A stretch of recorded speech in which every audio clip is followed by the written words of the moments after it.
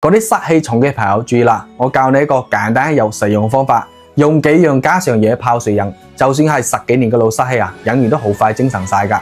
濕氣重唔係咩大病，但係偏偏就係好多問題嘅根源啊！長期俾濕氣困擾嘅朋友，刷到呢條視頻你真係有福氣啦！今日我就教你個方法啦，成本先至幾蚊雞咋，人人都食得起。無論你有冇濕氣重，呢條視頻都應該認真咁睇完啊！經常有人問我，點解自己嘅濕氣會更重呢？有人覺得係食多咗肥仔嘢引起嘅，有人講係生活環境太潮濕啦。今日咧我就揭開呢個秘密，濕氣重到底係因為咩原因呢？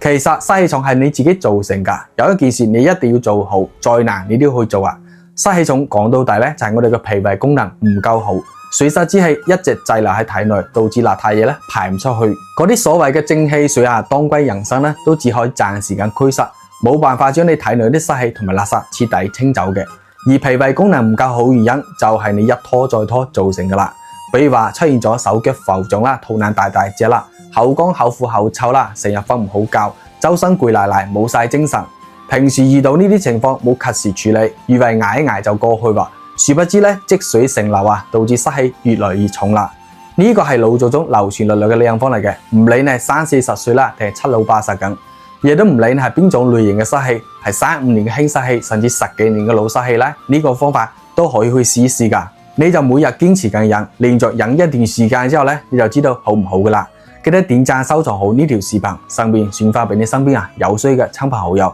大家一齊飲走濕氣啊！做法咧就好簡單嘅，第一步準備一根去皮嘅生薑，切成細細粒，紅棗去核剪細細塊，再準備1細碗嘅陳皮絲，然後加熱隻鑊，冇使落油，倒入大米，細火慢慢咁翻炒，炒到大米微微發黃，再倒入生薑啦，炒乾水分。再放紅棗繼續炒乾，最後加入陳皮絲，繼續細火慢慢炒乾，炒到所有材料都變成咗金黃色，聞到一陣香濃嘅味道咧，就可以熄火噶啦。咁樣炒出嚟嘅陳皮紅棗薑米茶咧，佢香氣撲鼻啊，用料又足嘅。等攤凍之後咧，裝入密封罐度保存起身，每日滗1匙羹出嚟，滾水一沖咧就飲得噶啦。飲一段時間之後咧，你成個人暖嫩咁，好似肚入邊裝到個小火爐咁啊，而且味道係甘香可口啊，清甜誘人嘅。成個人都清爽晒啊！咁如果唔想自己喐手搭配材料，或者咧冇時間炒嘅朋友咧，可以直接買呢款搭配好嘅成品陳皮紅棗薑米茶，將佢帶翻屋企，滾水一沖就飲得噶啦，唔使自己喐手啊，一樣可以飲到正宗嘅